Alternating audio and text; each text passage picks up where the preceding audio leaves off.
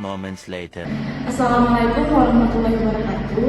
Sebelumnya, perkenalkan kami dari kelompok 7, lembaran katakan dengan saya sendiri Nur Hikmah. Saya Muhammad Ani. Saya Alfa Firman Putrasaren. Saya Dorce. Saya Chelsea Arhamau. Di sini kami akan menjelaskan sedikit materi tentang ekspresi dan regulasi gen Dan kode etik terkait aplikasi biomolekuler di bidang farmasi.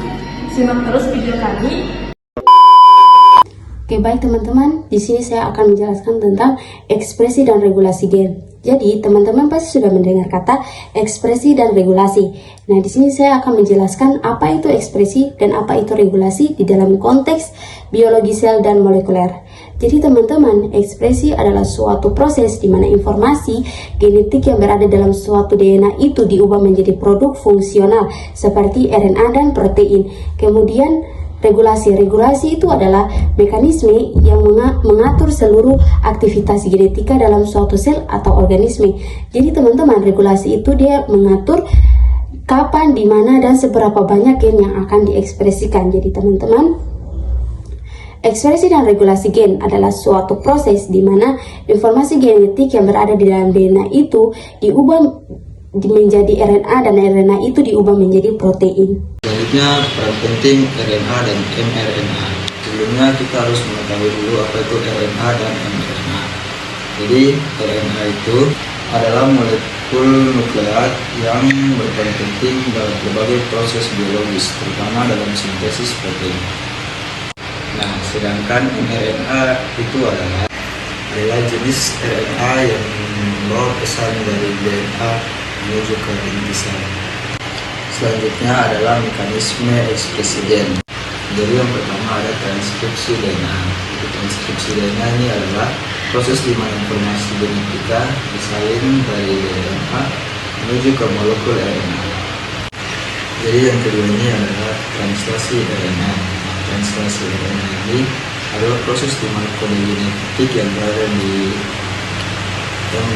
di molekul RNA diterjemahkan menjadi rantai amino untuk membentuk protein. Selanjutnya ada faktor eksternal dan internal dalam regulasi gen.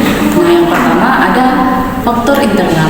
Nah, faktor internal itu sendiri yaitu kondisi yang berasal dari suatu sistem, organisme atau individu yang mempunyai cara mereka untuk berfungsi atau membuat keputusan. Contohnya, protein yang mengikat pada urutan DNA di dekat gen untuk meningkatkan atau mengurangi ekspresi gen seperti P53 yang terlibat dalam perbaikan DNA. Yang kedua adalah faktor eksternal.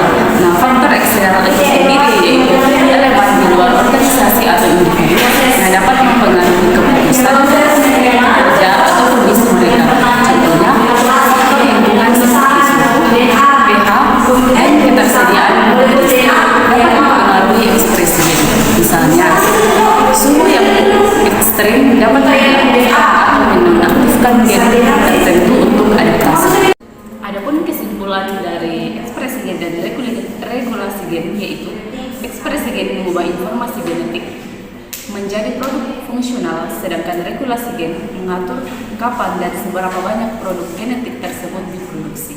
Nah, keduanya bekerja sama untuk memastikan fungsi gen yang tepat dalam berbagai konteks biologis, mendukung perkembangan, respon adiktif, dan kesehatan sel serta organisme.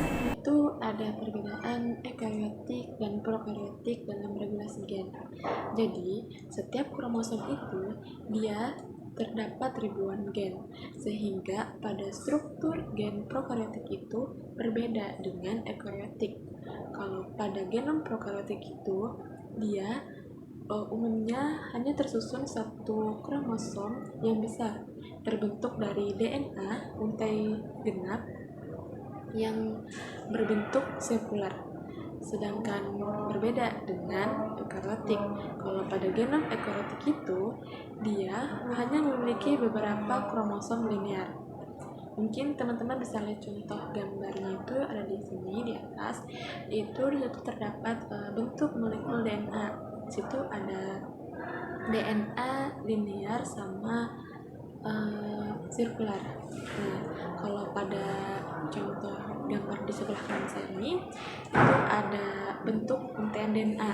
Jadi di situ kalau pada eukariotik itu bentuk untaian DNA-nya itu double helix, sedangkan pada bentuk untaian DNA prokaryotik itu dia bentuk supercoil. Mungkin teman-teman bisa melihat perbedaannya dari untaian DNA itu sama bentuk molekul DNA-nya. Baik, saya akan menjelaskan sedikit materi mengenai kode etik terkait aplikasi biomolekuler dalam bidang farmasi. Nah, dalam melakukan aplikasi biomolekuler seperti vaksinasi, pengembangan obat baru, pembuatan obat baru, terapi jaringan dan sel, dan penelitian klinis itu memiliki kode etik atau memiliki aturan, pedoman, tata cara yang harus diikuti. Nah, adapun beberapa kode etik yang harus diikuti dalam aplikasi biomolekuler itu seperti keadilan. Nah, maksudnya dari keadilan itu dalam penelitian tadi itu semisal sudah mempunyai hasil, maka hasilnya itu harus disebarluaskan kepada lapisan masyarakat. Yang kedua itu ada keamanan. Nah, dalam kode etik ini yang kedua ini ada poin yang dimakan keamanan. Maksud keamanan dari ini itu semisal vaksin. Nah, vaksin itu harus aman digunakan manusia. Makanya itu vaksin itu harus diujikan dulu kepada hewan untuk mengetahui potensi efek samping, bagaimana efek terapeutiknya sebelum diberikan kepada manusia. Nah, dan dalam pengujian terhadap hewan tersebut tidak berlaku semena-mena atau berlaku kejam terhadap hewan tersebut, baik sesudah, sebelum, atau sementara.